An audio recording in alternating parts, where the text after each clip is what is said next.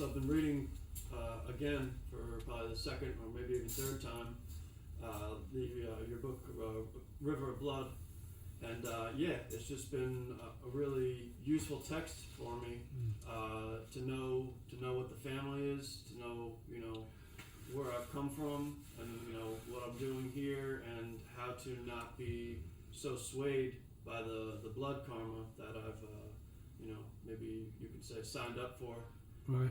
And it's just helps to clarify things for me, and to not get so sucked up by that, take a step away from it, and gain some independence, practice, and rise up above that. That's an important part of practice, to come to know what that is, and then move past it. So I feel thank you for writing the text. Oh, thank It's been you. very useful for me. It's only as good as you use it. Mm-hmm. So, writing is one thing, but its usefulness serves its purpose, right? And how it is applied in this case, knowing the field. And when you talk about the family, that is like the great waters you need to cross to get beyond them safely, so that what you were born to doesn't kill you. So we have to make sure of that. So what you are born to serves you, and creates a boat for you to travel. See? And the family gets together, they build a boat for you, so to speak, of knowledge and wisdom and good heart, experience, right? Compassion, and then they send you off, so you represent the family. So then you go and you help others.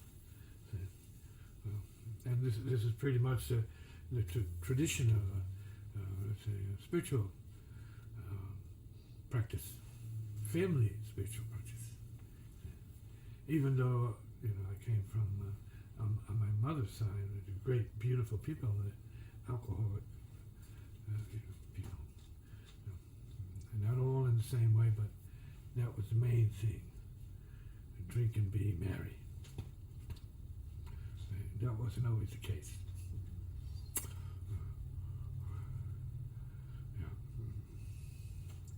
It was more like drink and beware. Be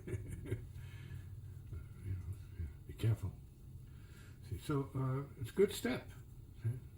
It's not a limit if you don't limit yourself to it. And so you have to remind your people that that is just a step. Put it right on them. Say, oh yeah, you're still doing that, but that's that's just a step on the path. Yeah, you know that. Yeah, just a step, right? Just a step. I mean, it's not the end. Unless you make it your end. Yeah. But it's a good step. We all need to taste of what there is to taste. And know what there is to know. Smell and eat what there is to eat, so we can go beyond that. And see finally what it is we're here to know and taste and eat, of what it is beyond the family. But we don't mean just jumping from family to family. That's pretty much staying at the same level. But you want to get higher. You want to refine yourself. Become more spiritual means more. Let's say without karma. And I think the Jesus story is useful as recorded. So that he was fasting in the desert, and you would think, why would Jesus have to fast? I mean, he was like, the man. Why would he have to fast? Well, he had to fast to demonstrate to others that fasting is one way to confront your demons, because that's what he did. So he had to confront his demons. And then you say, well, how could Jesus have demons? Well, he was born to blood. Even if he was, let's say, immaculately conceived, he was still born into a body, and so he's being true to his function. But he lived more as an example for others than he had to for himself. But he practiced. And the story is about a practitioner. A very wise one, a great one, a master, great skill, psychic ability, healer, super healer. So this is important, because a lot of people you may know, is still part of that, that heritage, see, Christian, but not practicing. See, not practicing. They drifted away from practice. See. And at least in my family, that was continuous. Now they drank, but they practiced. See. They horsed around, but then they'd come back to practice. See.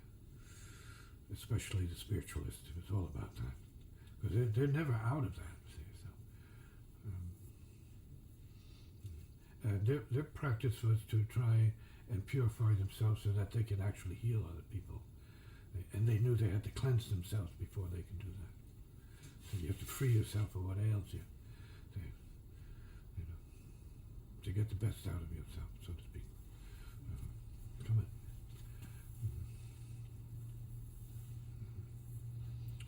So you see fasting as one of the best ways to undo? Well, there are all kinds of fasting. You have physical fasting, you have to have emotional fasting.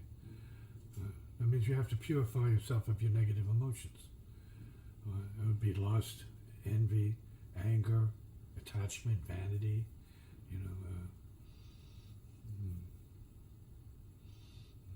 revenge, right? Killing, doing harm to others. So you'd have to purge yourself of all of that, so that what you are then is a vessel for, as I say, the good angels. Goodness. Does the food equate with? Could it equate with emotion? So if you cut off the food, could that? What food? What food? Just any food. If you make a fast and you say, okay, I'm not going to eat, or maybe I'm only going to drink water. Well, they are distinctly different tracks. See, because you have evidence in all the traditions that they eat all kinds of stuff, but their prayer purifies them. Their devotion purifies them, keeps them above the negative effects of the carnivore, right? Food, right? Killed creature food, or even fish for that matter, which I ate it all. But I got away from it all, and I became a serious faster. And that's because I became addicted to the light. So I was addicted to the light, see? And the lightness, and floating around, feeling like I was 2 feet off the ground. Not on an ego trip, but just the gravitational field was lighter. And so when Jesus was fasting, like for 40 days, I mean, he could bounce off the moon.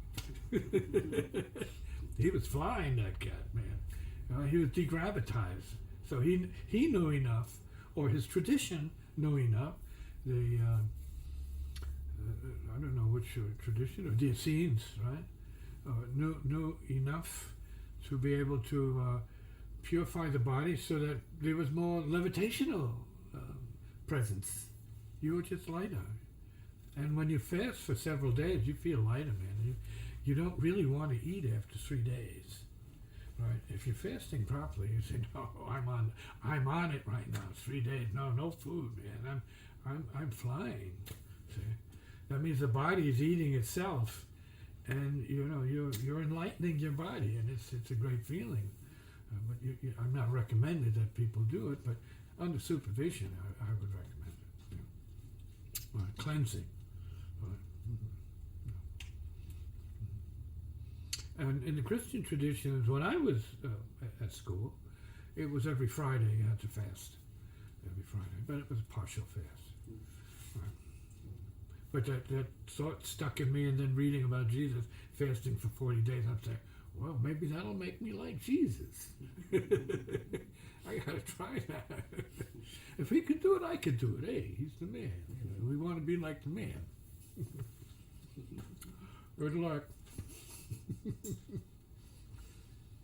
Yeah. Comment.